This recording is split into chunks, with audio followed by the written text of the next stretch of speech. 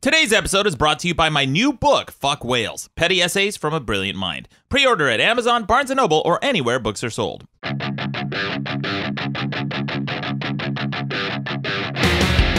Welcome to the best debate in the universe. Every debate in the universe, from LA versus New York to tofu versus pork. With over 2.5 million downloads, I'm your host, Maddox. With me is the Sergeant of Swag, Mikey Bolts. Hey. The audio engineer. And with me, back again, is my top unit, Key Grip, Deputy Cadet Moderator, Rucka Ali. Good to be black. Welcome back to the show, everyone.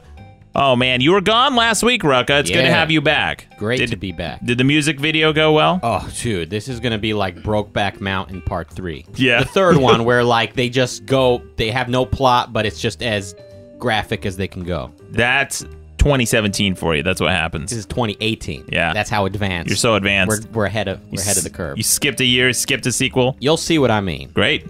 Can't wait to talk about it when it finally comes out, because it is a big, big video. And our guest today was in it. We'll talk about it in just a moment. But coming up later in the show, we're going to be debating, should school be mandatory? This is a topic that's near and dear to the hearts of many adolescents, I think. But first, we're going to have a recap of last week's debate, voicemail, and finally some headlines. But I'd like to introduce our guest this week. Robby, welcome to the show. Hey, good to be here, guys. Yeah, welcome. Yeah. So, Robby, you've done a lot of things, but your YouTube channel has been blowing up for a while now, right? Yeah. Yeah, I saw, so you've done a number of videos. Some of them are related to relationships and things you've been in, right? Yeah. That's fair to say. There's one in particular, you talked about having a new girlfriend. Is that, it had like 1.6 million views or something like that? I don't know why. Yeah, I don't know why that got so big, but yeah, it did. You have no idea. I really don't. Okay, so it's not because you happen to date like a babe and then people want to tune in and see what's going on in your life, right? Yeah, that might be it. Might be it. That might, yeah. I think I'm onto something.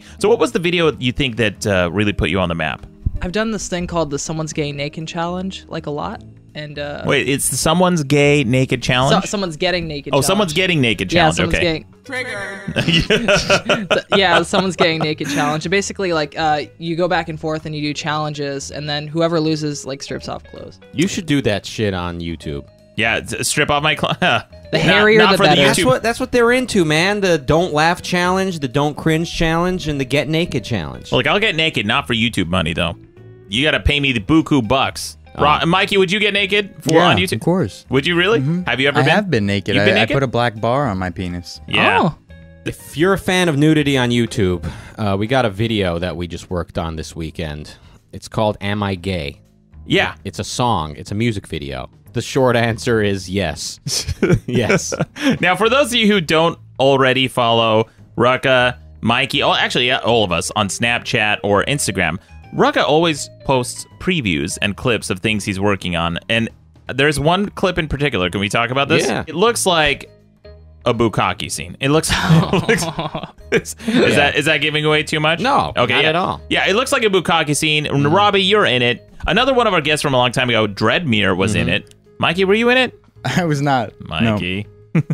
Should have been in it. It looked like a lot of fun. You guys should definitely check out Rucka's Snapchat, Mikey's. Mikey's also on Snapchat, but you only post pictures. You usually post not snaps as many of your bukkakes. Not bukkakes, but if you're into adorable dogs and Mikey Bolts. Yeah. So two adorable things. Not as many bukkakes, but cute dogs. And by the way, guys, unrelated to anything we just talked about, but by the time you're listening to this episode, I will have been back from DC. I just did a talk in DC for the first time ever, read my book. And I'll tell you how that went next week, because that hasn't happened at the time of this recording.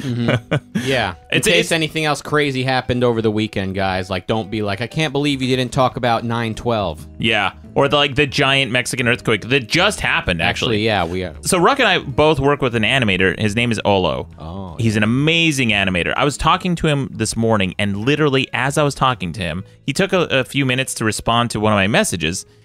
And he eventually did respond, but he said, hey, man, we just had a huge earthquake. I was on the 10th floor, scared the shit out of me. I'm like, oh, man. But he still responded and was very professional, even in spite of the earthquake. And it's crazy. Some buildings came down. Anyway, we should talk about the debate from last week, guys. Rucka, while you were out, I don't know if you wanted to be in on this debate, but it was a big one. Yeah. It was which city is better, LA versus New York. And with 55% of the vote, people voted New York. Wrong answer. What? Wow. I Wrong. mean, I don't know why I'm cheering. I like LA. Yeah, I like LA too. Yeah. Robbie, LA or New York? Oh, definitely, definitely LA. Right answer. LA versus New York. I think I came out on top in the debate, but sometimes the voting on the show is punitive. I think that's what may have happened. Yeah, New Yorkers are the haters of the world. It's the hater capital. They all the New Yorkers voted you down. It's the hater capital of the world. Yeah, Every hater comes from New York. that's true. Then I asked the question, which city is full of more pretentious people? And with 79% of the vote, LA. Okay, that's bullshit. Yeah, that's totally bullshit, right? Democracy does not work. Yeah. LA people are not pretentious. They're just self-absorbed and they don't even know you exist. But that's not the same as being pretentious. Right. It's not. You feel like you're being judged in LA until you realize they literally don't care. They just don't know you exist. Yeah, indifference is not pretentiousness. Right, it's not. No. No. Here's how Michael Malice opened the debate last week. He started out by talking about how New York is the center of culture. Mm-hmm. The cultural center of the universe, right? And then dared suggest that there is more creativity that comes out of New York, and then used the Broadway and museums as an example. Well, there was a lot of things said. I actually listened or watched last week's episode, and I've got a few notes. You want me to run through them now? Yeah, let's hear some notes. All right. Yeah. First off, you said I'm anti-bread bowl. Yes. You remember what I said about bread bowls? Yeah. Tell them. What did I say? You said What I said was, you should be anti-bread bowls as the guy who finds all those little things in life to complain about. Those little things that, the fucking problem solver, myth buster, finding the scam that nobody realized they were being scammed. That's you. That's what you do. You're the guy who bitches about fucking dishwashers. Yeah. You should be the first to point out that bread bowls should not cost $4 more than a fucking cup of soup. They don't. Did you even look at our website, Rucka? On our own website, I went to this website called the Chowder Barge. Yeah. Okay, it's a restaurant. Their specialty is chowder. Mm-hmm. And for a regular bowl of chowder, it's $3. Or no, I'm sorry. It's $4 for a regular bowl. And for a bread bowl, it's only $3 more. That's right. Bread bowls rule. What? The point is, I wasn't anti-bread bowls. I like bread bowls. My point is, you of all people should be anti-bread bowls. So you misrepresented me by saying I'm anti-bread bowls. Well, on that note, Rucka, I did get a voicemail about this. I'll play this, and I'll get to the rest of the voicemail. I'll let you go through your notes. Yeah, listen to this guy. You motherfucker. When Rucka's not even there to defend himself, he said not less than 99 times last episode that he has nothing against bread bowls, and he likes them because they're fun. He's just surprised you don't like... Motherfucker, he's just surprised that you like them because you don't like anything that's fun. Yeah. God bless you, caller. I don't like anything that's fun. That's such bullshit. Somebody hears me when I talk. Yeah, here's the thing. When you say, I like bread bowls, but then you spend like 20 minutes talking about what a scam they are, people get the impression that you don't like bread bowls. Oh, well, if you point out over and over again, as that guy just said, that the point is you should be anti-bread bowls. Look, in life, you're constantly paying for shit that's unnecessary. When you go to Disneyland, what are you paying for? You're paying to walk through a fucking gate and walk around and sit in a chair and get off the chair and go stand in line, and like you're paying for an experience that quite literally is just a series of actions that you could do anywhere else, but you're paying to do it at Disneyland. Okay, bread bowls similarly. Disney, if you're listening, Rucka's available for your marketing director. Now, bread bowls, similarly, yeah, it's worth the money. We're a fucking prosperous culture where we have the abundance to spend money on shit we don't need. Bread bowls are fun. To me, they symbolize America being great again, okay? But you, of all people, the guy who fucking lives to shit on other people's joy, shouldn't be such a big fan of bread bowls. That's all I was saying. At least the listeners heard it because they called in here and yelled at you about it. Yeah, I sound like the cranky one. Mm-hmm. Yeah. All right, what other notes you got? All right, yeah, the UN came up. What the fuck? Do you know what the UN even is? Yeah, the United Nations. Oh, You don't very know- good. you didn't know what that I don't was? have a dinger. I don't Yeah, have a fucking dinger. Yeah, well, here, Yeah. I'll ding All myself. right, I literally Thank you. don't have a dinger. Yeah. Yes, very good. United Nations. So Malice brought up that why is it in New York? You said because that's closer to Europe. He Yeah. said, yeah, but there's many more countries that are not in Europe, like Africa, Asia, all that other shit, all scattered across the place. And you said, yeah, but the countries we do business with are in mostly Europe. Right. Is that what we do in the UN? We do business with nations? Is that what's going on in there? Is yeah. the UN a place where countries do business? To an extent. You don't. What the fuck is countries doing business? What does that even mean? I'm talking about not just the UN is in New York, not only because of proximity, but because New York happens to be an older city, and it does happen to be the financial capital of the United States. So all the countries we do business with, including ones who come to the UN, and by the way, we trade policy. Well, sometimes we're more lax on certain policies with certain countries when we want our agendas to be pushed through I don't in theirs. think trade deals are done at the UN. I could be Of wrong. course they fuck. No. What are you talking about? Trade deals are like G20 and all that bullshit. What- UN is a place where we send peacekeeping troops to places where they're not wanted. The UN is a place where we legitimize dictators and condemn free countries. It's not- What do you think? What do you think sanctions are? Is that not an economic? that sanctions don't. Yeah. Then if we're meeting up to discuss who to impose sanctions on, then it doesn't matter which countries we do business with. That is a business move. A sanction is a Yes, business but the move. people we're putting sanctions are North Korea and Iran. So why do we need to meet with the countries we, quote, do business with? You don't even know what the fuck goes on in Yes, the UN. I do. I know more than you. You think I the know. UN is a place where countries... You're so fucking confused about the world. You Not think confused. that, like, Uncle Sam meets up with fucking King George or whoever the fuck's in charge of England. They sit down and they do business together. Countries do not do business. Countries do business they all don't. the time. It's called All right, trade. Anyway, the point is, you kept saying it's the UN, the countries we do business with. Like, what the fuck are you talking? All right, okay. Anyway, all right. I think Rucka just got Okay, triggered. shall I Yeah, what keep else you going? got? All right, production in LA. I mean, yeah, a lot of production still does go on here. And then a whole lot of it, we go to other states where the taxes are lower. That's the main reason. There's no state tax in like Texas for some reason. Michael, Florida, Mike, parts of Canada where there's Yeah. incentives. And you know, it just gotta love California, the place where we keep voting to raise our own taxes, but then we work very hard to avoid paying them. Yeah, what did you want? Michael Malice's point was that he suggested that there's more production outside of LA than inside LA. That's absolutely false. And Well, I forgot. I didn't even I'm mention. not sure he said that because he's not here to represent himself. As we learned from the Bread Bowl controversy, you are misrepresenting people at every fine. turn. I'll just say this. He mentioned one late night talk show in New York, and that's the Colbert Report. In LA, we've got Jimmy Kimmel, Jimmy Fallon, Seth Meyers, Conan O'Brien, and then who's that other guy? Carson Daly. Jimmy Fallon's not here. Carson Fallon's Daly. not here. No, he's in New York. Yeah, Is Fallon in New he's York? In New York. Yeah, of course. fucking Again, debate. nobody was Garbage. here. Well, you technically were here. You was. must have been hanging the noose No, somewhere. I remember thinking it. I just didn't say it. I Yeah. Fallon's in New York, huh? Yeah. Yeah. Since when is Fallon in New York? Oh, Letterman was in New York. Garbage. Colbert is in no, New York. yes. Colbert is. Did you Colbert's lie in New and York. say he moved here? No, I said he's in New York. Right. Yeah. They're all in New York. Well, Jay Mikey Leno. corrected Jay me. Leno was in L.A. Jay Leno and then was, yeah. Fallon took the show to New York. That was the Yeah. deal. Oh, great. And the reason probably most talk shows are in New York is because you'd have to wake up very early in California time to be prepared for an afternoon show. You know, Wrong. you got to wake... No? Most talk shows are in LA because all the celebrities are out here.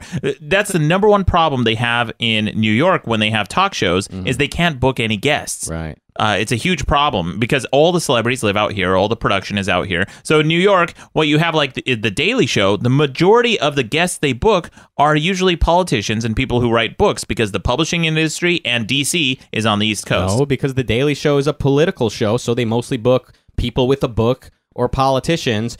How many times can they fucking book Robby Epicsauce to come on and talk about politics? Well, it's a combination. No, it's not. Well, no, here's what I want to say. Most talk It's- shows, as you ran through them last week, I know because unlike you, I listened to the episode. the View, Rachel Ray, and all these goofballs are all afternoon shows that take place in New York. Probably the main reason being you got to prepare for it. So think about what time you would have to get up in California. You'd have to get up at like 2 a.m. to have it ready to go by 11 a.m. But all of these shows don't are not celebrity-driven shows with guests that they book every single time. All the shows on the West Coast, watch the late-night shows on the West Coast, consistently book bigger guests. Listen, do you want to spend the this whole episode breaking down everything wrong with you? Okay, we just established that oh my gosh, least, you don't have to repeat it again. We just established that at least half the late-night shows are in New York. It's not half.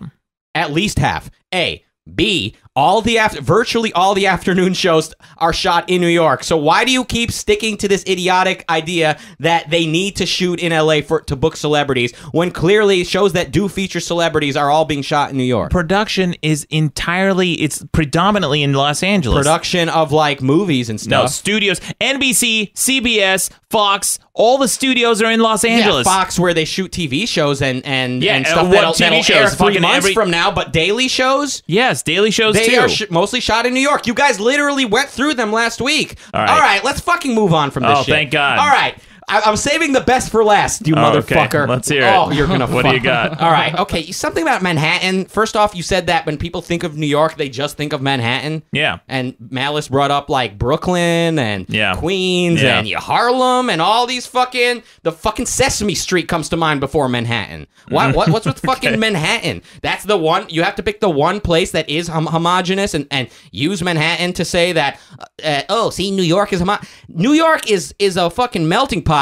And it's not a very good one because it's the most like segregated, like different types of white guys are like Greeks stick with Greeks and Italians. It's like people care about race in New York more than anything. Every ethnicity has its own community out there. What I like about LA, which I would have pointed out, is that people out here, like, everyone's just, like, cool, you know? It's like people out here, like, they don't have the same, like, they're not married to their, quote, identity in the same way as in New York. Yeah, nobody gives a shit about Brooklyn. When people think about... Glad you took something away from that. When people think about... No one's going to New York to go to fucking Brooklyn. What sites are there in Brooklyn? The Bridge? I don't know, the place what else where Tupac got shot or something? It's fucking... Yeah, Brooklyn Bridge. There's nothing in Brooklyn. I've been to Brooklyn except for hipsters and overrated pizza. Robbie, have you been to Brooklyn? No. You're missing literally nothing. It's the pizza. The pizza sucks. It's the pizza. It's the Williamsburg. Williamsburg fucking sucks. It's just hipsters. Listen, all of New York sucks. But to say that Manhattan is the only place people think of when they think of New York, Mikey, we're gonna play a memory game. All right, we're gonna play a visualization game.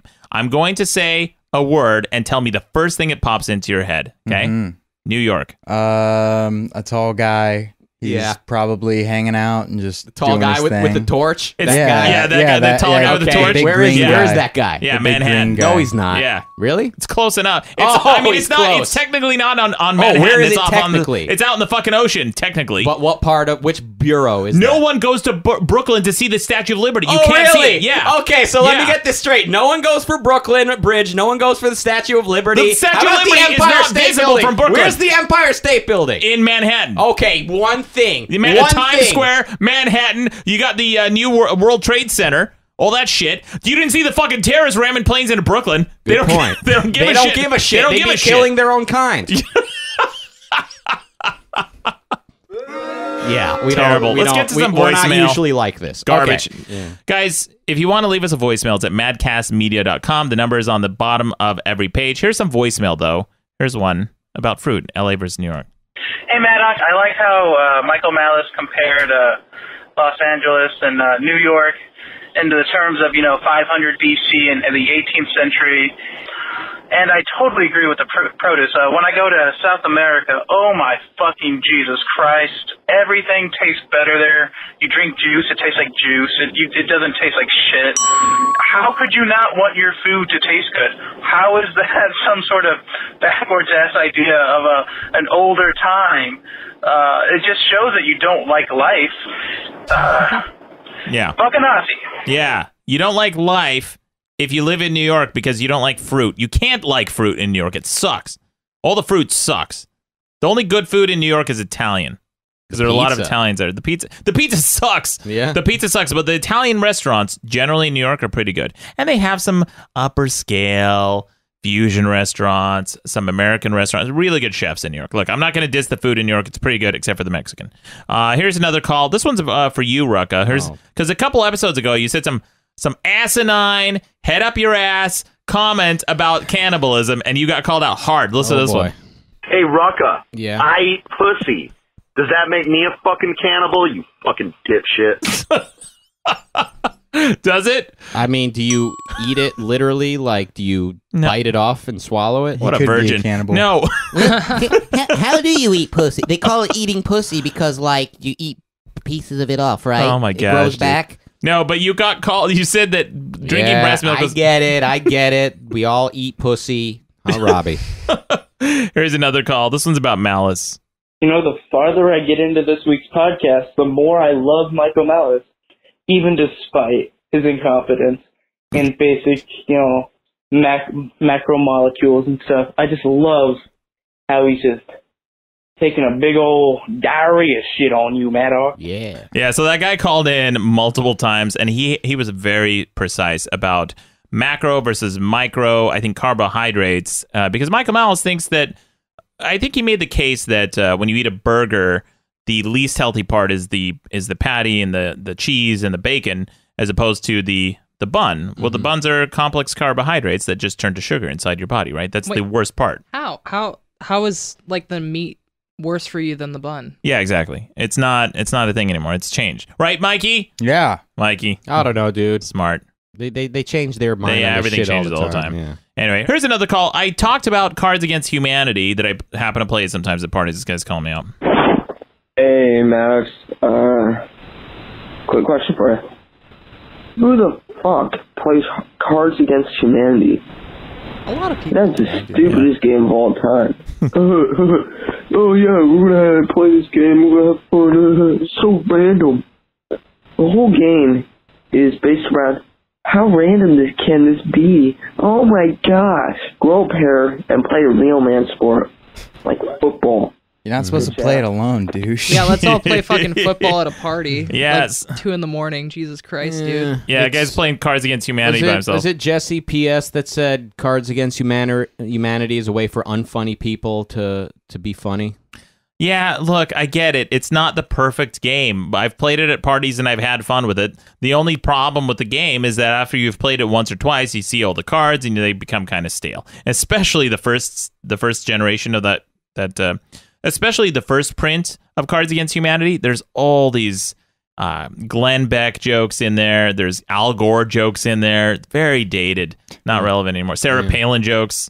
So like Sarah Palin's a punchline a lot. Yeah, it's pretty stupid. Yeah, you look. I play it sometimes at parties because I'm not a stick in the mud. It's because I have friends. I get invited places, and sometimes my friends like to play Cards Against Humanity, not football. You dipshit. No one's gonna play football at night.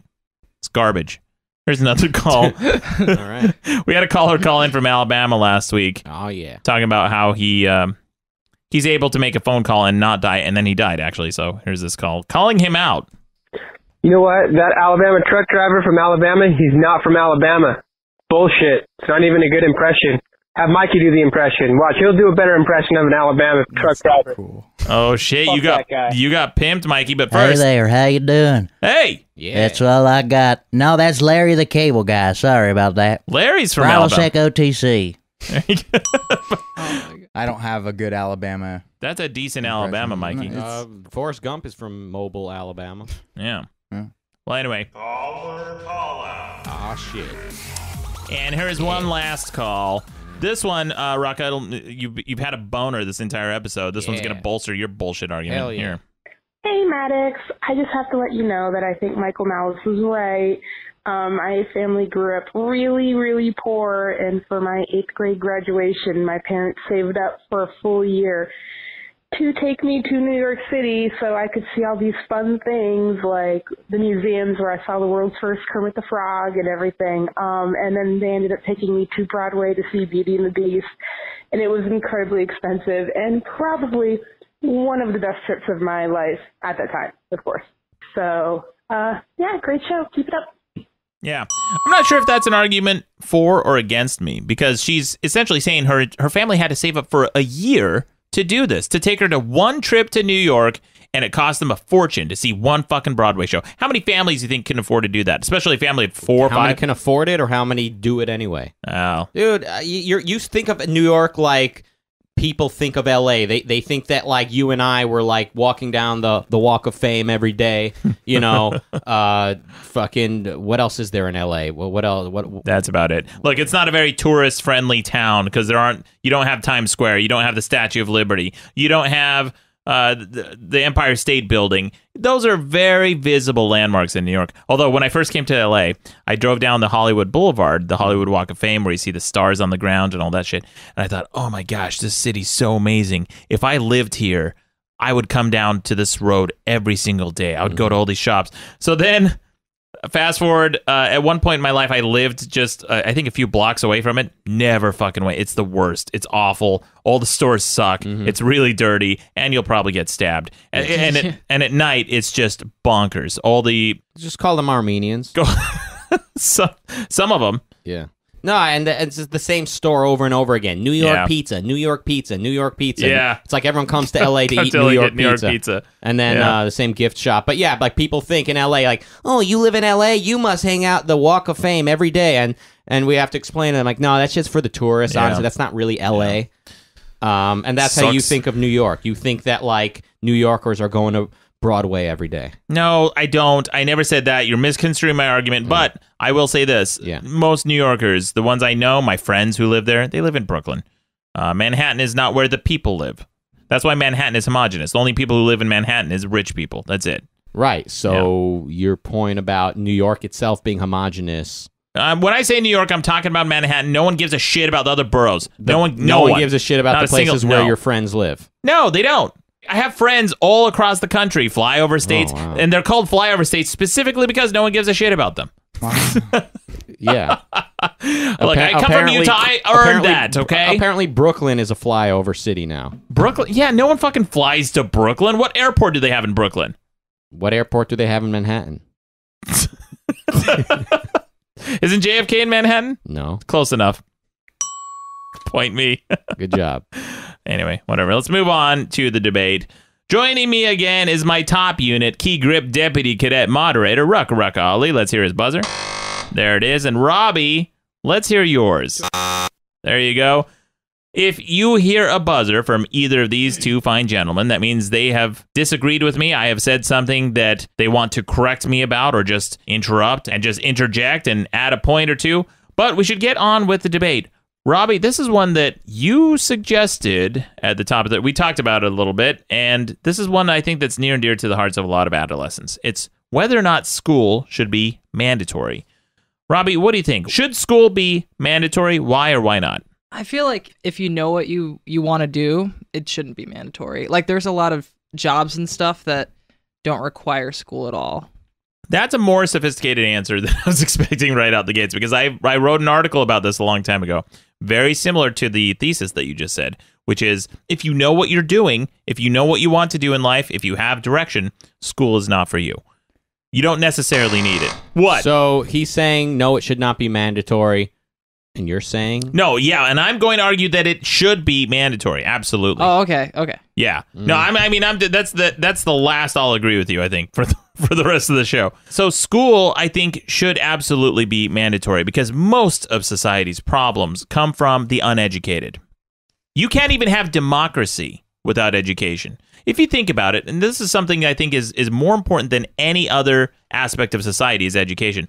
Because people say, oh, you should go out and vote, you should go out and vote. No. Not necessarily. Mm-mm. If you don't know what you're voting for, what the repercussions are, what the implications of the bills you're voting on are, how much it'll cost you, how much it'll cost society, and what will happen down the line, no, don't fucking vote. Stay home. Or you can be educated and be misinformed because your head was filled off with untruths and you go out and vote the wrong way. That's also a possibility. That's also a case. So what do you think, Robby? How would you reconcile your belief that education should not be mandatory with what I just said, that uneducated people should not vote? I feel like you can learn a lot of that stuff from like the internet and TV, and there's a lot of different sources you can, like, if you want to learn that kind of stuff, you can absolutely learn that pretty much anywhere, like in books. Mm-hmm. Well, you can, but if it's not mandatory, will you? Like, have you ever read a book on economics or astronomy? I mean, just on your own? No. I mean, most people haven't. Most people wouldn't. In fact, when I went to the University of Utah, one of the arguments they made for why I needed to take generals is that it makes you a more rounded person.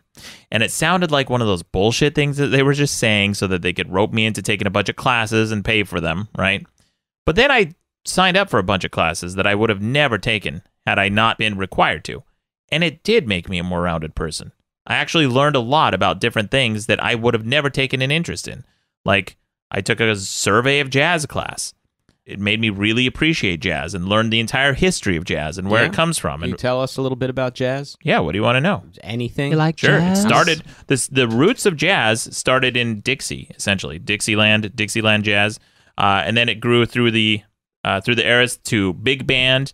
And then you had a huge cultural shift in the 70s with bop and hard bop. You had Miles Davis come along. Okay. I was just seeing if you were bullshitting. No, absolutely not. I'm a huge fan. I'm a huge fan. I like jazz and what spawned my interest in jazz was two things. I was a big fan of this guy named Pancho Sanchez, and and because I had to take a music requirement in college. Had I not been forced to take a music requirement, I probably would have never taken that class. So what do you think? Have you ever had a survey of jazz class or any kind of jazz understanding or education, anything like that? I literally know nothing about jazz. Yeah. Most people don't. And they hear it and they think it's bullshit. But it's not. There's so much that goes on with jazz. It's very interesting, very fascinating.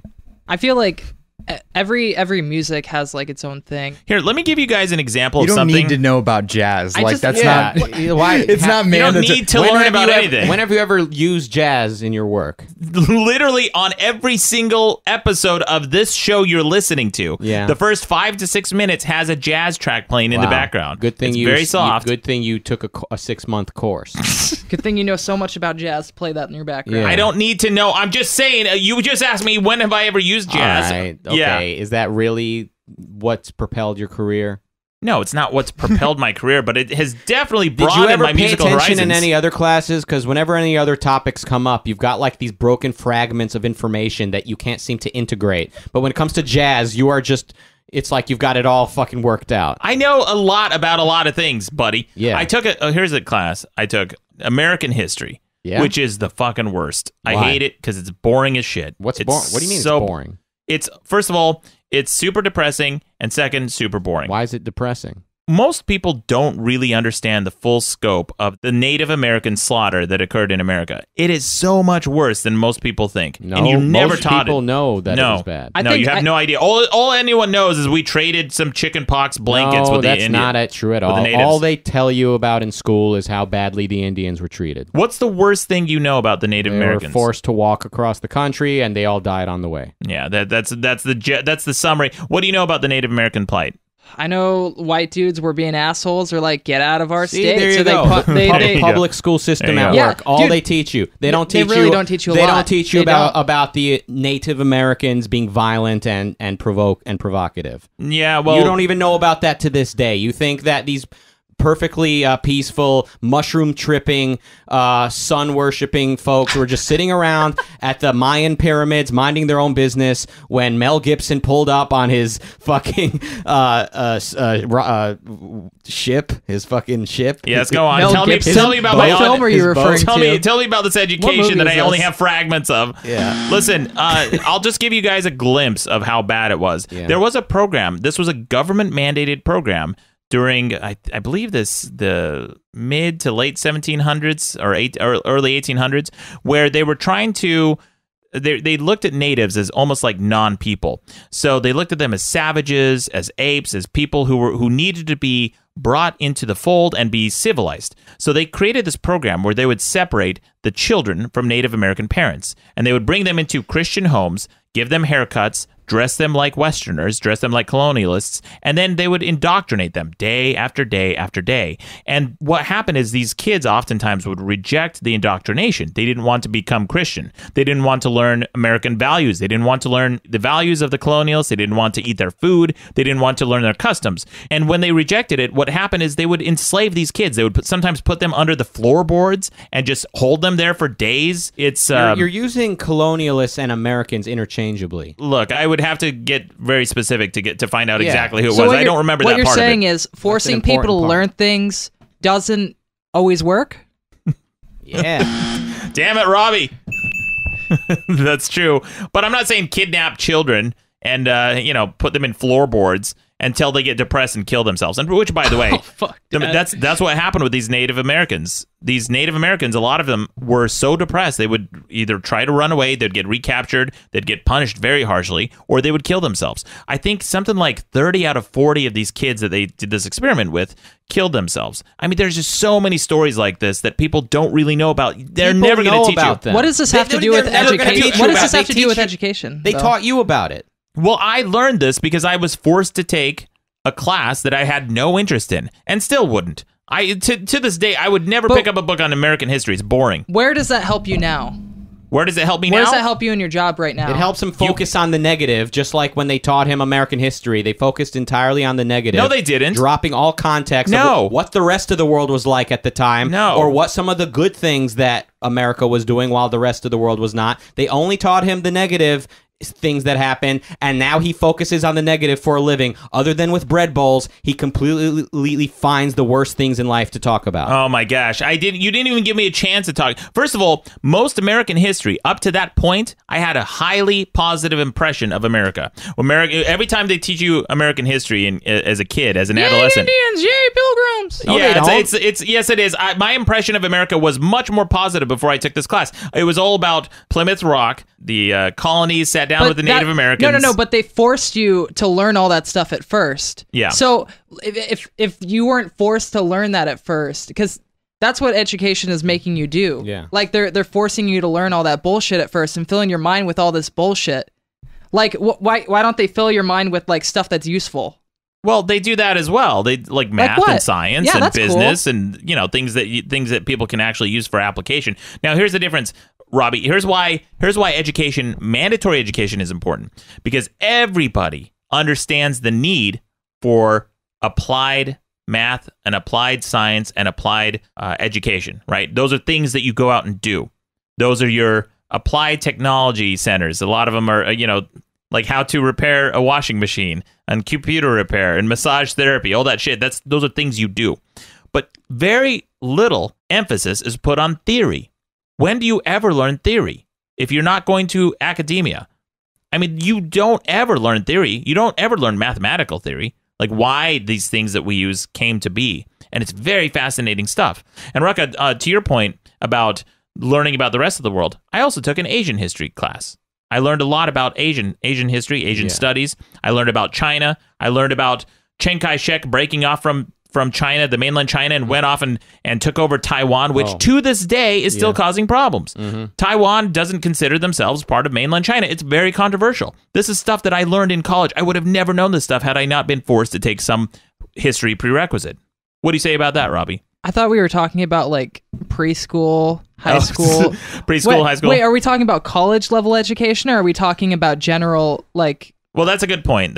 College is not mandatory, but I think it might as well be. I think that it would be a good thing for society if college became mandatory. I don't think college is mandatory at all. No, it's not. You're right. It really isn't. Yeah. Honestly, if anything, I think it's a better idea if we don't fill like colleges up with all these dumbasses, Yeah, it's bad enough everyone's pushed into college now. Now you wanted to make it mandatory? Yeah, absolutely. Why not?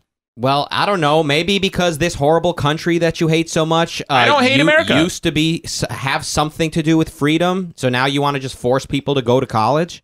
Look, freedom is a function of a number of things in our society. Interesting. First and foremost, yeah, is education. Education is freedom. I don't know about that. Absolutely. Pretty sure freedom is freedom. You don't understand what freedom is. Oh, no? No, you don't. So your idea of freedom is like it's just a dove out in a field somewhere. Nobody's touching him. Inalienable right to live life, liberty, and pursuit of happiness. Say that word again. It's Say that education. word again. Inalienable, right? Yeah. Most people without an education, A, can't pronounce it, B, can't spell it, and C, don't understand so we have it. to force everyone to go to college because of one word? No, because if someone doesn't understand that they have an inalienable right, they can't fight for it, can they? They can't use that right, can they? If they don't even understand they have the right, that's why we have Miranda rights. So we tell people with the hope that they will understand that they have certain rights afforded to them by the laws of our land. If they're not even educated enough to understand that much, then they are not free people. Sounds like a good reason to get educated, but you're talking about forcing people to sit in a classroom until they're 22 now? Yeah, why not? our economy requires a lot of people to go to like factory jobs and shit. Do we need an education like that to work in a factory? I don't think America is a factory economy. Right. But used to be. Like farming, and there's plenty of other jobs besides that. Like, do we need college for that? Robbie, you're walking on some real thin ice here. Are you suggesting that farmers are uneducated? No, absolutely not. But do you need college to learn that? You don't need college. Like, what? Here's the... Yeah. Well, hold on. How does the farmer know if his crops are inalienably his unless he was forced to go to college?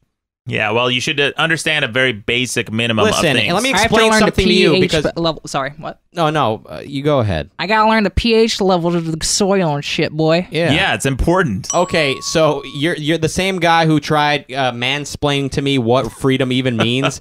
Let me explain to you what the function of government is. It's to force people to do things. Oh, gosh, here we go. Yeah. I know where it's coming. I can Go say ahead. by script. The function of government is to protect us. That's it. Their function of government is just not to protect. Actually where I was going with that. Okay, where are you going to go? Can I finish? Yeah, go Would ahead. you like me to speak on my own behalf? Would you walk into your neighbor's house right now and force them to go to college? If I could, absolutely. You would literally walk into your neighbor's house with a gun pointed at them and say, you're going to college or you're going to jail. Yeah, my fucking hippie neighbor, I would absolutely put her in college. You've got bad blood with her, but let's say on the other side of you. Oh, yeah. You got a neighbor. Yeah. You would just walk in there, you decide what they need to be doing. So they need to go to college. And by the way, who's paying for it? Taxpayers. Oh, yeah. Society. Taxpayers. So Yeah, you taxpayers. personally Right. would go into your neighbor's house, Yes. point a gun at them, say you're going to college on your own on Maddox's I'm paying for dime. this shit. So you're Yeah, literally yeah. paying for them Right. to go to college Yeah. and forcing them to do it. Yes. That's for your neighbor. Yes, as correct. well as every other neighbor and everyone else in the country. Hey, you can pay a little bit up front or a lot later. There's studies that have been made that shows that people who go through at least high school education are much less likely to end up in prison, and the ones who do end up costing society way more just in being prison in being in prison. Force everybody into college. I just wanted to point out to you that when you say something should be mandatory, that's you walking into your neighbor's house, pointing a gun at them, and when you say society will pay for it, that's you literally taking out your wallet and footing the bill. So think about your finances, what you allocate money for, and now keep in mind you're putting your neighbor through college. Right, absolutely. Okay, It's kind of like this. Great. It's kind of like this. It's kind of like giving people who are heroin addicts needles. See, this is the world you live in. No, Everyone's a heroin addict. Listen. Let me finish this point. Okay. It's like giving heroin addicts needles because they found that when heroin addicts can't afford needles or are afraid to get them, they are much more likely to contract diseases that puts them in hospitals that costs everybody more money. So when they give heroin addicts needles, they're not saying, hey, go do drugs. They're not enabling their addiction. They're just saying that we'd rather, if you're addicted, we'd rather you do it safely until you get the help that you need. How about this? How about what you did was you socialized the medical industry, and now that we're all forced to pay for other people's medical bills, now we also police their lifestyle so that we don't later pay for more of their medical bills. Right. How about we just privatize the medical industry? Well, it was more private before Obamacare, and what was that? Much better. Yeah, much better with 30, 40 million Oh my people God, uninsured. the guy who fucking worships Obama now fucking... I don't worship Obama. Well, if you're such a big fan of Obamacare, you should vote Republican because they're about to be the biggest defenders of Obamacare that there is. I don't even have Obamacare, but I'm saying that the system we had before was worse. When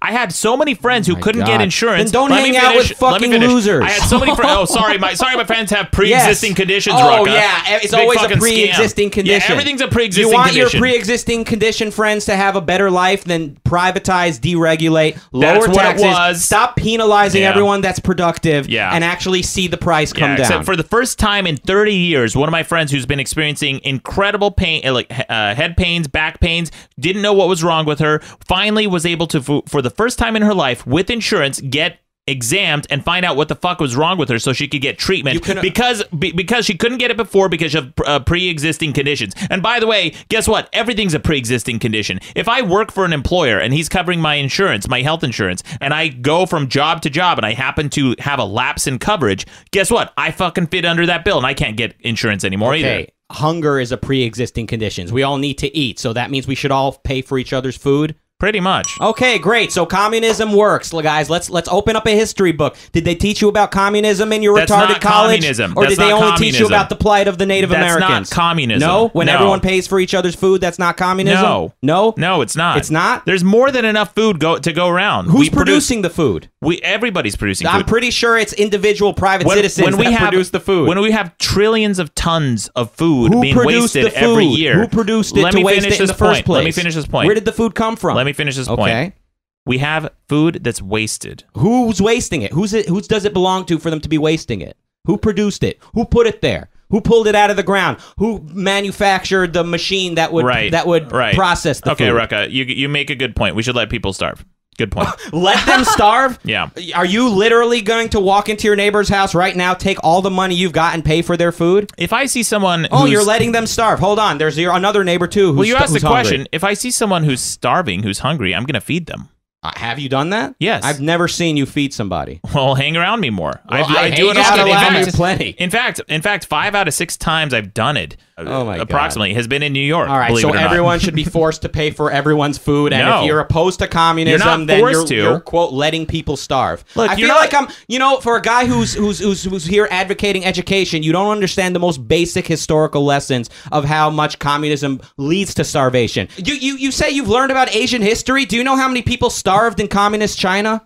Yeah, first of all, it's socialist. Okay, there's a big difference between communism and socialism. Communist China was not communist? No, it's never been communist. The Communist It's Party always- in charge of China was Oh not my communist? God. You don't even understand. Do you understand Do the you difference understand between socialism the- and communism? Do you understand the name of the Communist Party was the Communist Party It doesn't of China? matter what they call themselves. Do you understand the difference between Okay, socialism so and communism? What is communism then? You tell me. Communism You're is... talking a lot about it. You tell me what it is. Communism is when everything's centrally planned, everyone's gives according to their ability and takes according to their need. Correct. Right. Right. Now, what's Okay. socialism? Socialism is a form of government that seeks to kind of implement that, and it's basically trying to get us to communism. Is that... Exactly. Okay. All right. So you do know that is a very precise definition. Okay. It's from everyone according to their abilities to everyone according to their needs. Yeah. That's the utopian ideal of communism. And socialism is what happens when a country tries to become communist. And Marx, I believe, predicted that the most advanced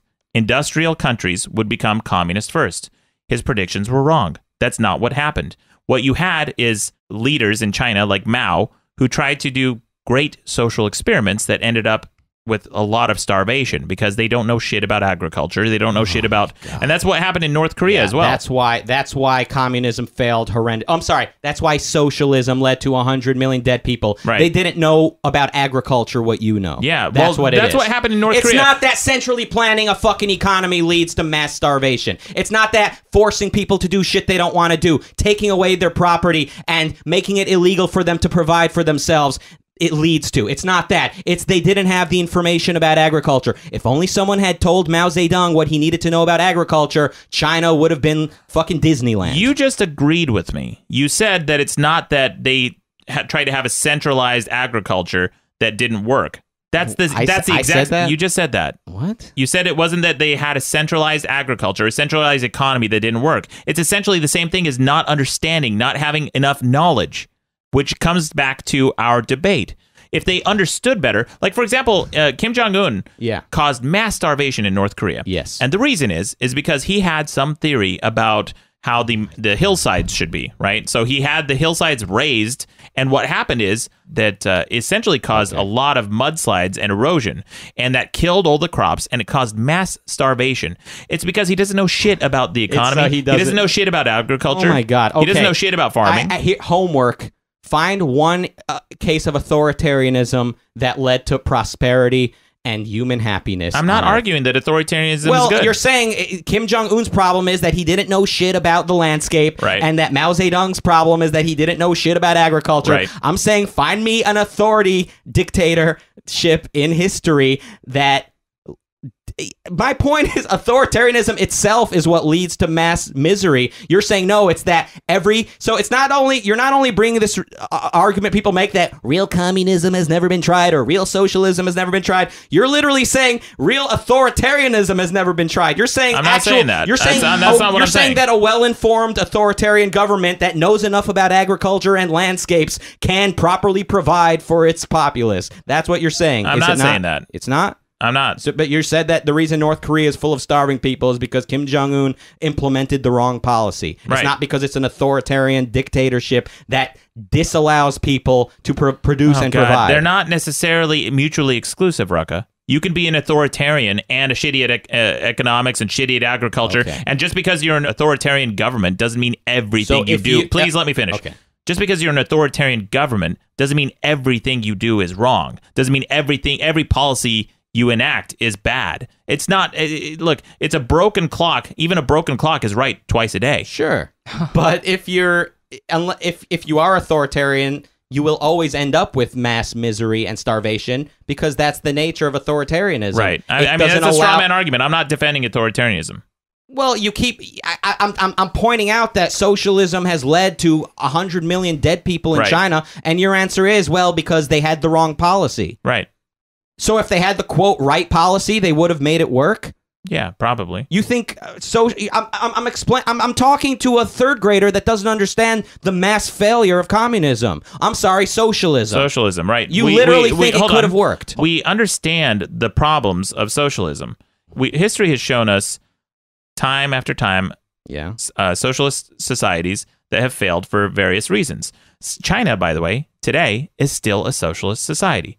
They aren't dealing with nearly the problems that they had. So what changed? In the growing Very pains. good. What changed in China? A lot of things. Yeah, but specifically the 1970s Cultural Revolution that happened in China. What Cultural Revolution? What Okay, happened? well then maybe you should take an Asian history class. Don't take us off this. We're going to get to the bottom of this. What happened? The Cultural Revolution happened in China when there were some uprisings, there were some upheavals in society. Mao Zedong came into power. Actually, Mao Zedong, most Chinese people kind of view him with some amount of reverence. Yeah. Because in spite of the fact that Mao Zedong caused mass starvation, hundreds of millions of people died under his regime, he also modernized China. Mao Zedong brought to China the simplified alphabet, their simplified language. It's very good to have. It's huge. It was a huge You got to have a change. good alphabet. The market could never provide that. You got to have a dictator. You got to see at least 100 million dead people before you come up with the right alphabet. Right. Because the market has proven time and time again that the most efficient system is the one that'll be put in place, right? Like the metric system in America. Oops. That's your fucking go-to? Yeah. So let's all live in communism because the metric system... I'm not defending... That's a straw man argument. I'm not defending communism. Listen to me. Can I fucking give you a pearl of information? Can I fucking give you the gift of knowledge? And maybe, most likely, you'll dismiss it immediately with your little buzzer, but maybe somewhere, some individual person, like our bread bowl caller earlier, that actually knows how to open up his fucking ears and listen to me, maybe he'll hear this and his life will be just a little bit better for having heard it. The reason that China went from being a miserable place where all children in the streets were begging you for a fucking penny to being a place where now you have buildings taller than the ones in America, where you have billionaires and millionaires and all those people that you love to hate, is because they've introduced elements of free trade in China. Yes, that's it. That's the difference. And free trade means individuals doing what individuals want to do. It means Maddox gets to start a podcast without the government censoring him, without the government telling him how he may launch his podcast, who he may hire, what he may put on his t-shirt, who he may sell it to. That's what happened in China. That's what changed. Let's hear the buzzer. Go ahead. There you go. All right. That's one element of what happened, but there's a lot of things that changed in China. And by the way, it's not nearly as free as you might think. Introducing elements of free trade into China is one aspect of it, but you're simplifying a very, very complex situation in China that has a lot of different facets to it, not just the elements of free trade. Elements of free trade definitely help, but free trade in and of itself won't lead to prosperity. No? No. Then what did bring them to a prosperity? number of things. The Cultural Revolution is just that. It's a cultural shift. What It's shifted? a paradigm shift. What shifted? People's attitudes towards things. People started, first of all, education was a big part of it. Back to our argument, Robbie, but education is a big part of what caused people to advance. First of all, let's also talk about Education. the movable printing press, right? Before that, no, most people weren't educated. Yeah. Yeah. Most Okay, people so they read were books. illiterate. They read some books. They didn't read books. No. They didn't have books. Right. The books came about. It took monks years and years to transcribe one Bible way back in the day, and only the elite controlled power in Europe because they were the ones who were able to tell you what's in the book, and you had to trust them completely. If they tell you, hey, the book says to do this, X, Y, and Z, people had to believe them and trust them blindly, didn't they? Yeah, Robbie. Yeah, Robbie. Yeah, Europe was what you're describing. It was controlled by the few. They had authority over people, and people were not free. There's your fucking dream society. But when the printing press became a thing and people were able to print books for the first time and carry them around, Oh my God. The printing press came from freedom. It came from science. It came from individuals being allowed to create the what printing does press. science have to do with freedom? Science and political freedom were both things that flourished during the Enlightenment and the 17th century. The founding of America gave us the Industrial Revolution, or a big part of it. It gave us the printing press and the steam engine. It gave us the ability to spread books and knowledge around. And then your friends in China prevented the common man from getting those fucking books because they were fucking communists. Anyway, Robbie, so it brought a lot of people into the educated class once they created the printing press so they could produce books.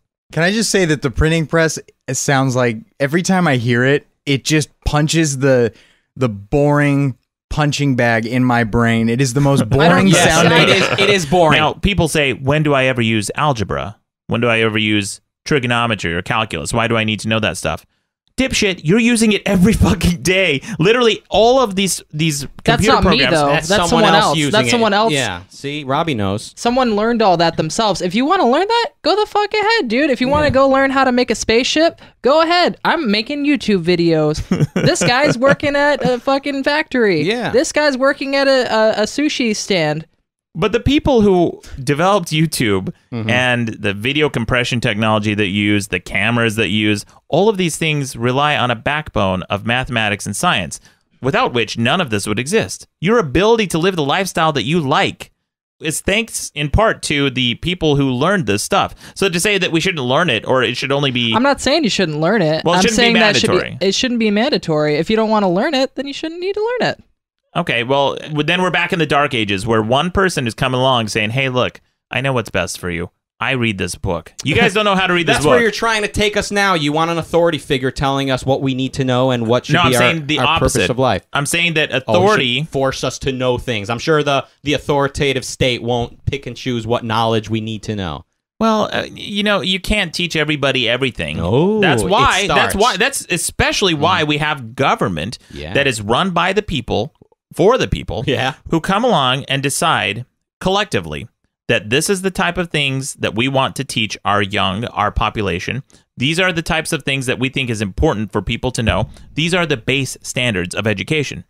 And that government is made by the people, and that's why it's representative. Not just representative in our policies, but representative in our education. So just to be clear, because I'm a big fan of the neighbor analogy. So what you're describing is hippie neighbor and other neighbor, and then other neighbors across the street that keep blasting the music. The three of them voting to decide what Maddox should do with his life. That's exactly the people deciding what you need to know, what you need to do, and what's essential to No, you. because That's you exactly just gave me 3 examples of neighbors, and that is overrepresentative of a certain type of demographic. I would never propose in a small society of, say, 100 people, 200 people, or less, that we should have some kind of government authoritarian, any kind of policy that affects me in that kind of small society. I'm absolutely opposed to. And that's why I think that when you have smaller states like Montana, Wyoming, Utah, you have smaller states with smaller populations. They don't want or need government to come in and tell them how to run their business.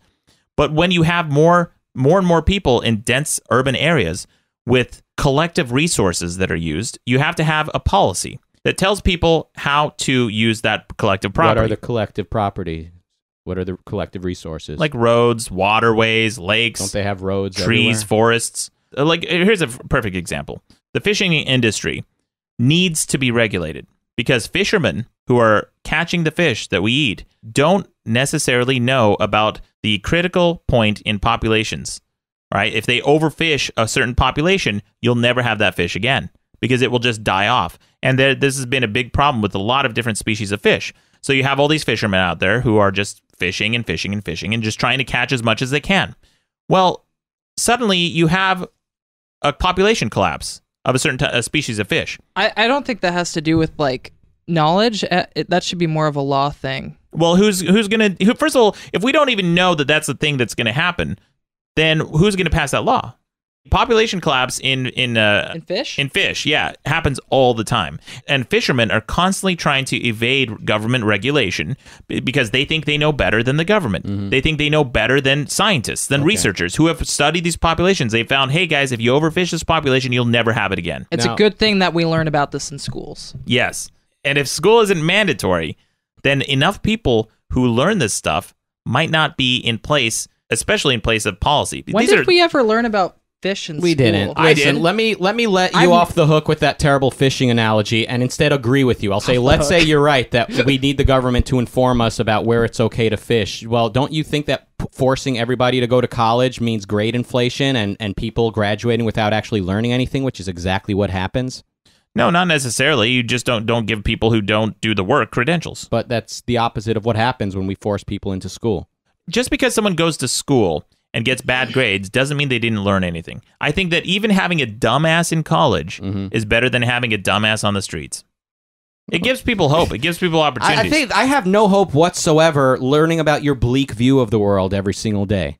It's not bleak. You it's very think optimistic. People are just incapable of thinking rationally. You think a dumbass in college is better than a dumbass on the street. Right. Why is everyone a dumbass? You think every private business is just looking to fuck everyone at every turn? Only this mysterious, invisible government knows anything, and even they can barely be relied upon to do it right unless they have the right agricultural No, you're misconstruing my argument. Another straw man argument. I'm not an absolutist.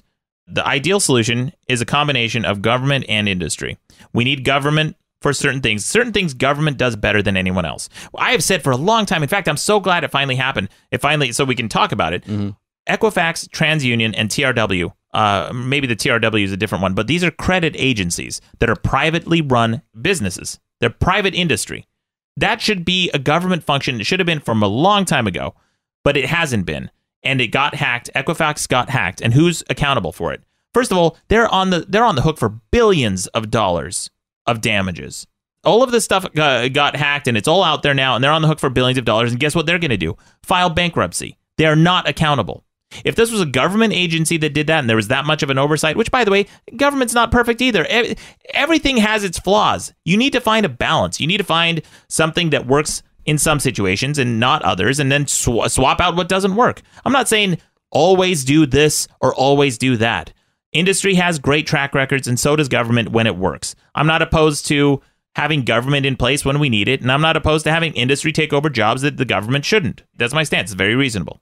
Robbie, I'm suggesting that education should be mandatory, as it is, right, for K through 12. Now, have you ever met a kid who didn't go to school? Yes. What'd you think of them? In general? Yeah. I've met quite a few people who have gone to school and then they say, fuck it. And then, because they know what they want to do and they've been very successful at it.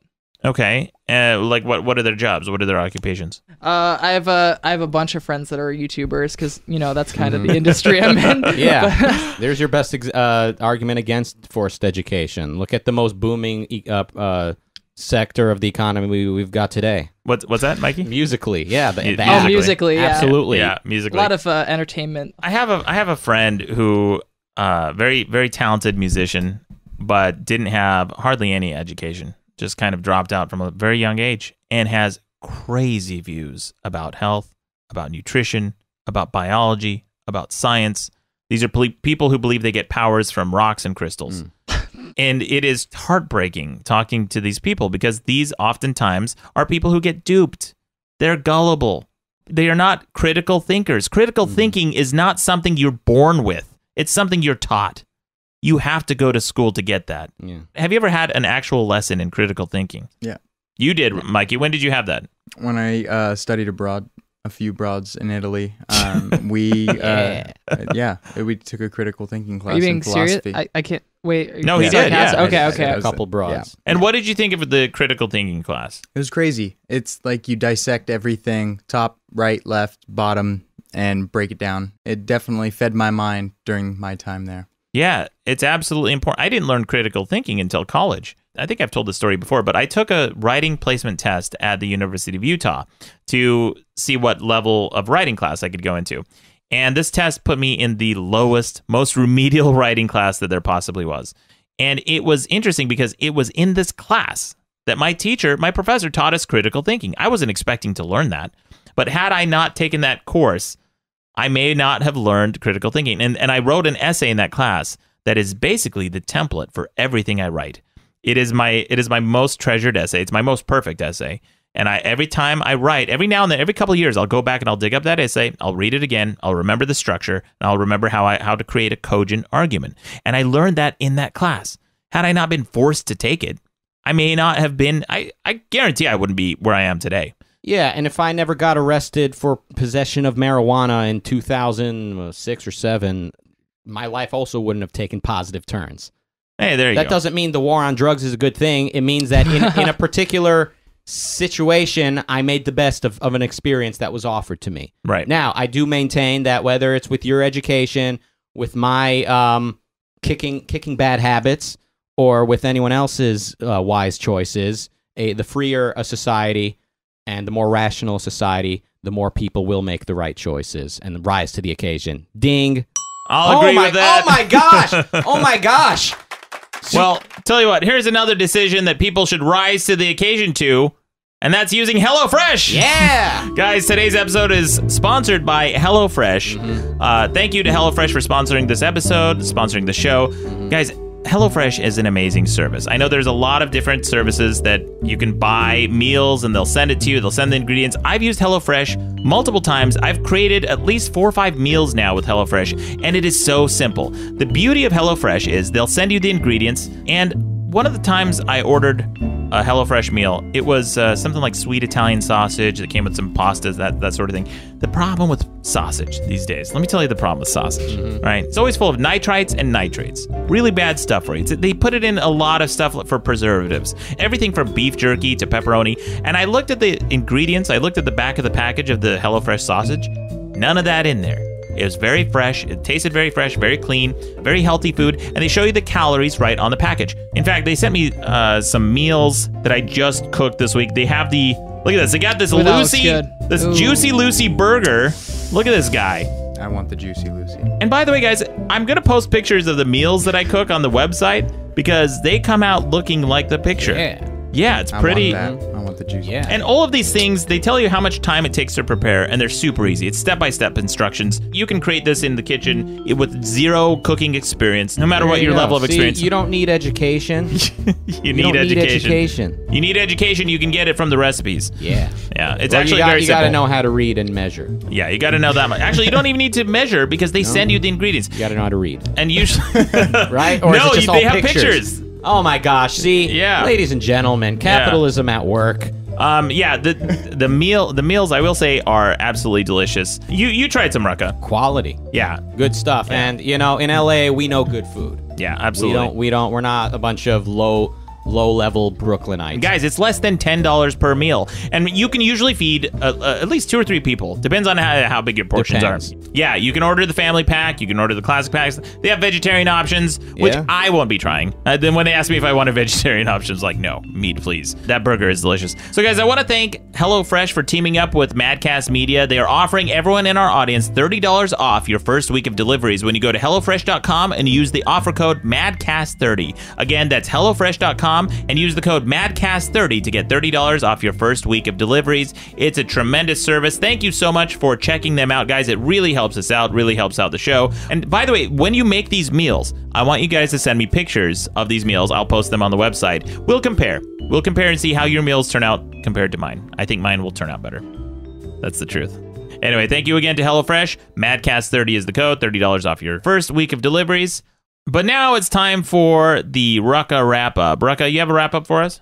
Yeah, am I what you'd call a highly educated person? No. I'm just joking. Cannot speak. I'm just joking. You are. No, the problem here is that you're speaking during the Rucka wrap-up. Oh, that's right. You're still talking.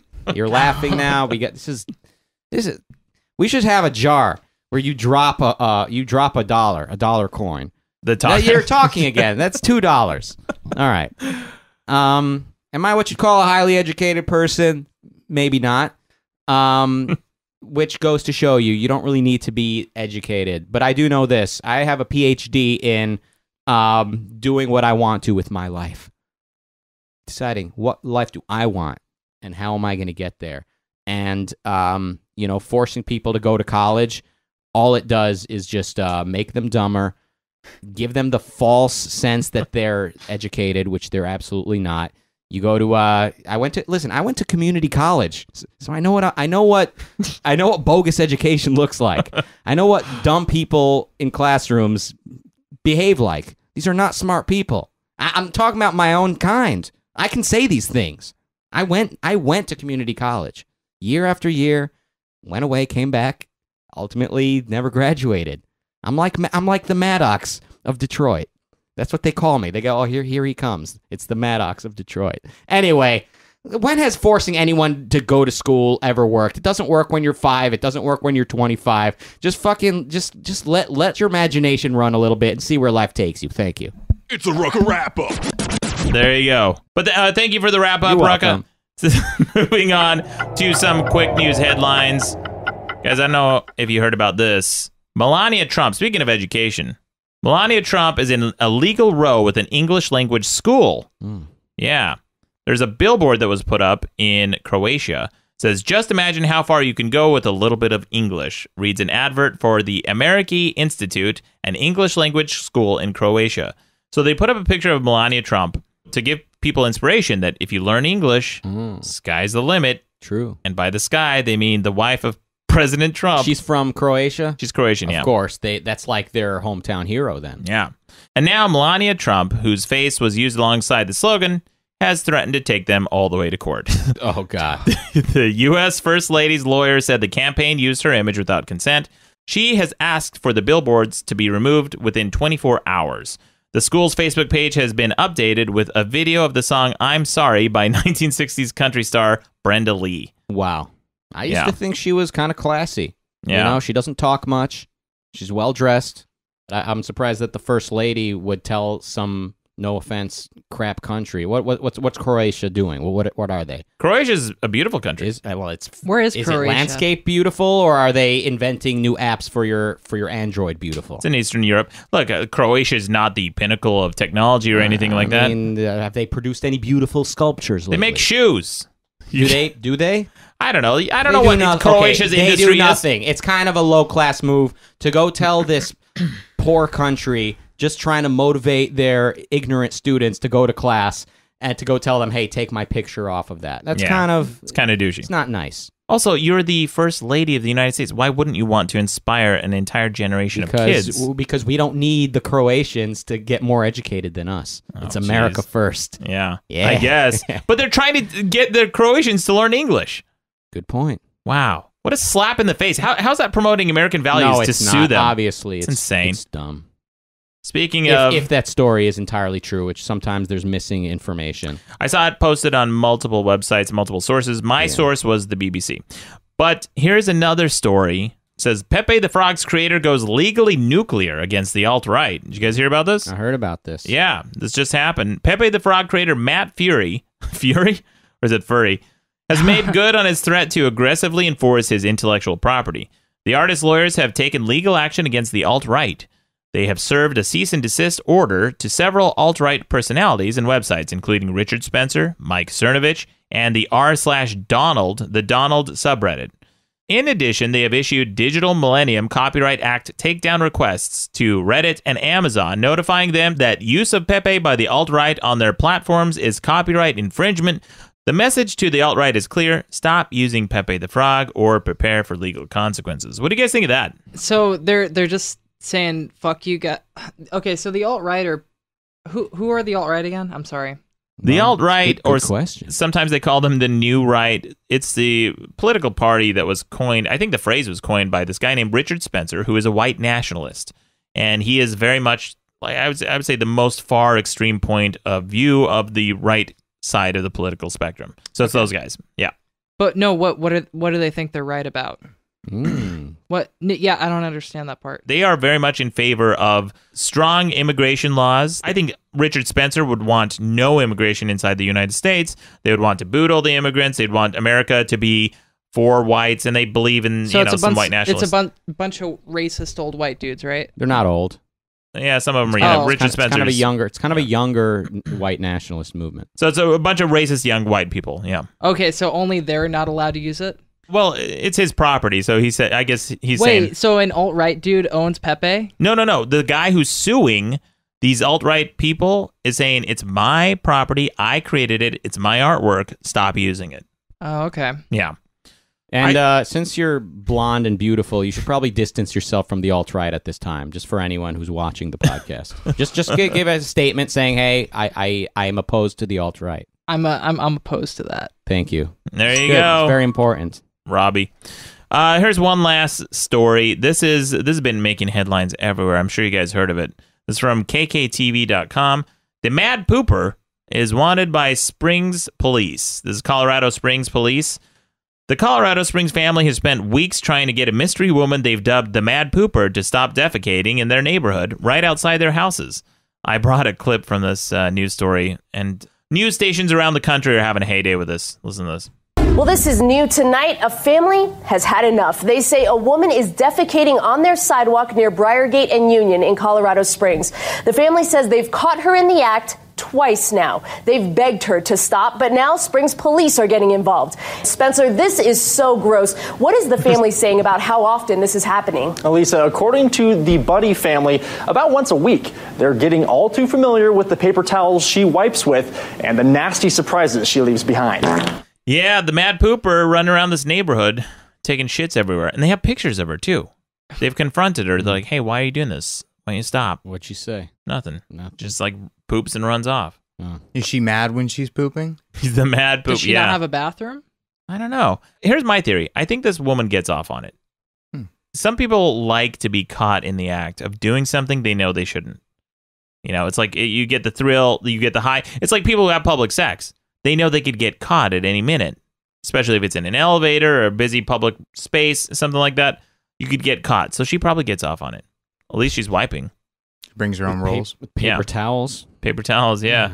That's good. This lady in this news story, too, by the way, she's like, yeah, my kids call me every time they see her outside. And she went outside with a doggy bag and picked up this lady's turds. Yeah. I think this is like the second or third week in a row we've had a story about people picking up human turds. Yeah. That's what we do. Stories. I don't know. I think we know that she's not a smart woman because she's using paper towels and that shit's rough. Huh. Good point, Robbie. You're not going to leave human shit on your deck. Like, you're going to pick it up. You got to do it.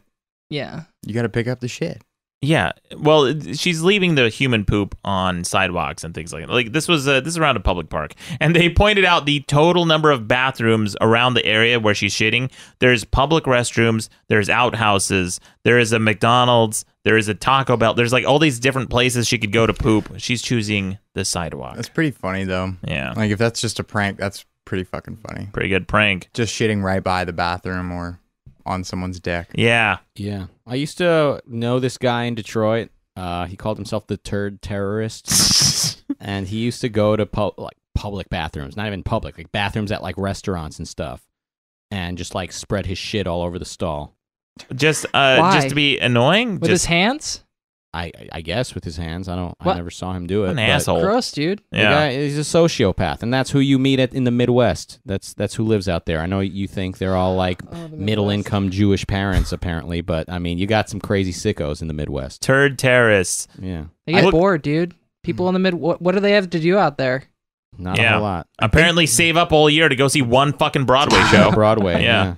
in defense of the Midwest, I do believe they have toilets. I think they're advanced. Oh, I'm sure they do. They're not everyone shitting on their hands out there, Not using everyone. leaves and. You know what? I will say this. There is something I genuinely miss from the Midwest is the politeness. Most people are so much more polite true. everywhere I don't think Utah outside. is in the Midwest. I haven't. Where looked the at a fuck? map. Where the fuck is Utah? Does Utah count as anything? It's like the just West. there. It's just the West. Just the West? Yeah. I've been to the Midwest too, though. I'm saying I do like the Midwest. He's been there. I feel like it counts as the Midwest. Right? A little bit, yeah. You know what? Fuck the whatever we call Midwest now. Mm-hmm. Utah's quite literally the middle of the West. So Utah is the Midwest. Mm-hmm. What else would you call it? Just the West? It's bullshit. Mikey, you like the Midwest, right? It's okay. Where have you been? Where do you like? You know, I've flown over it a bunch. Yeah. And, you know. Flyover states. All right, Robby, thank you again for coming on the show. Where can people find you? YouTube.com/Robby. YouTube.com/Robby. That's a With a great Y. name. With a Y. With a Oh, Y. Robby with a Y. With a Y, yeah. Robby with a Y. yeah, All it's- right. We'll link to your YouTube channel. We'll link to all your social media contact. Thank you again, Robby, for coming on the show. Thank you. Thank you having to me, my top unit key grip deputy cadet moderator, Rucka Ali. Yeah. Thank you to my sergeant of swag, Mikey Bolts. Thanks, Maddox. But most of all, you're welcome.